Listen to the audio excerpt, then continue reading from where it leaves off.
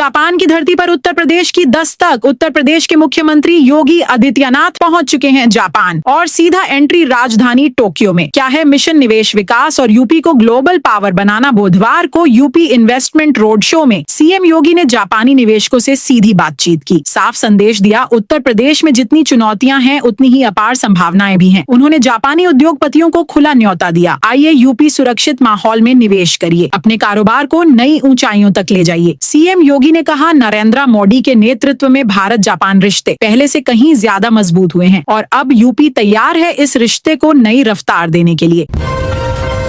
UP की ट्रेनों में सफर करने वालों के लिए बड़ा बदलाव, जीआरपी को मिला नया लोगो और साथ ही शुरू हुआ बड़ा सुरक्षा अभियान। जीआरपीयूपी अब नए पहचान चिन्ह के साथ नजर आएगी। पुलिस महानिदेशक राजीव कृष्ण ने नए लोगो का लोकार्पण किया। लोगो पर साफ लिखा है जीआरपीयूपी, सुरक्षा आपकी, संकल्प हमारा। अब जीआरपी के हर जवान की वर्दी पर यही पहचान दिखेगी। लेकिन सवाल ये है, क्या सिर्फ लोगो बदलने से सुरक्षा व्यवस्था भी बदलेगी? यहीं से शुरू होती है असली कहानी। इस मौके पर जीआरपी ने रेल यात्रियों की सुरक्षा के लिए ऑपरेशन अंकुश लॉन्च किया। अपर पुलिस महानिदेशक रेलवे प्रकाश डी ने बताया कि उत्तर प्रदेश में भारतीय रेलवे का सबसे बड़ा नेटवर्क है। यूपी में रेलवे के 5 जोन हैं, जो 12 डीआरएम के अंतर्गत आते हैं और जीआरपीयूपी फिलहाल 5 अनुभागों और 65 थानों में काम कर रही है। अलीगढ़ से बड़ी खबर, एक रिश्ते की कहानी जिसने पूरे शहर को चर्चा में ला दिया है। अलीगढ़ के ऊपरकोट कोतवाली क्षेत्र के तुर्कमान गेट इलाके में एक चौंकाने वाली घटना सामने आई है। जानकारी के मुताबिक एक युवक अपनी परिचित महिला के घर पहुंचा। दोनों के बीच पहले से जान पहचान थी। बताया जा रहा है कि पिछले करीब 4 साल से दोनों के बीच संबंध थे। घटना के दौरान घर में महिला का पति मौजूद नहीं था। इसी बीच स्थिति अचानक बिगड़ गई और दोनों की तबीयत गंभीर रूप से खराब हो गई। आसपास के लोगों ने तुरंत दरवाजा तोड़कर उन्हें बाहर निकाला और अस्पताल पहुंचाया। दोनों को जिला मलखान सिंह अस्पताल में भर्ती कराया गया। इलाज के दौरान युवक की मौत हो गई, जबकि महिला की हालत नाजुक बताई जा रही है और उसे बेहतर इलाज के लिए दिल्ली रेफर किया गया है। अब सवाल ये है, आखिर उस कमरे में ऐसा क्या हुआ जिससे हालात इतने गंभीर हो गए? सूचना मिलते ही पुलिस मौके पर पहुंची। फील्ड यूनिट और फॉरेंसिक टीम ने साक्ष्य जुटाए हैं।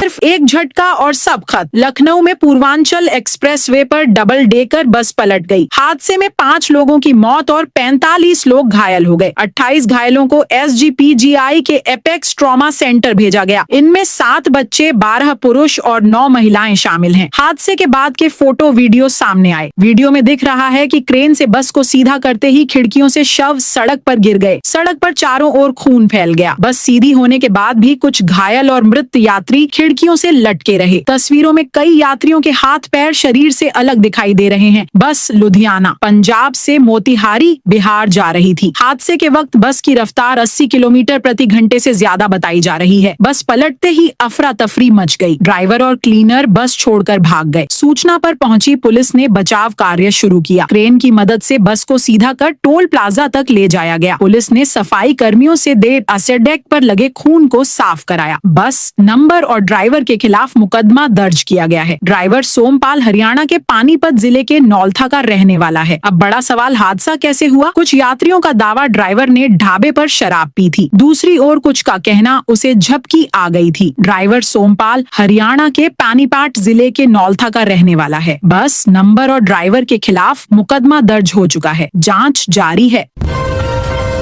2027 और यूपी की सियासत में बड़ा गेम प्लान तैयार। एक तरफ सत्ता, दूसरी तरफ वापसी की जंग और अब पर्दे के पीछे सबसे बड़ा दांव चल चुका है। समाजवादी पार्टी प्रमुख अखिलेश यादव ने 2027 विधानसभा चुनाव के लिए पूरी फील्डिंग सजा दी है। सीधा मुकाबला यूपी के मुख्यमंत्री योगी आदित्यनाथ से। सबसे बड़ा ट्विस्ट, चुनावी रणनीतिकार प्रशांत किशोर यानी पीके की एंट्री। उनकी company Indian political action committee अब यूपी में सपा का पूरा चुनावी कैंपेन डिजाइन करेगी। पीके की टीम जल्द ही लखनऊ में डेरा डालने वाली है। सूत्रों के मुताबिक तमिलनाडु के सीएम के स्टालिन और पश्चिम बंगाल की सीएम ममता बनर्जी ने भी अखिलेश को आईपैक को साथ लेने की सलाह दी थी। 2027 अखिलेश यादव के लिए करो या मरो का चुनाव माना जा रहा है। लोकसभा में बेहतर प्रदर्शन के बाद अब नजर सीधे लखनऊ की कुर्सी पर। बूथ स्तर तक नेटवर्क मजबूत किया जा रहा है। ग्राउंड रिपोर्ट ली जा रही है। ऐप बेस्ड टूल्स से वोटर टर्नआउट बढ़ाने की तैयारी और विपक्ष की कमजोर नसों पर फोकस।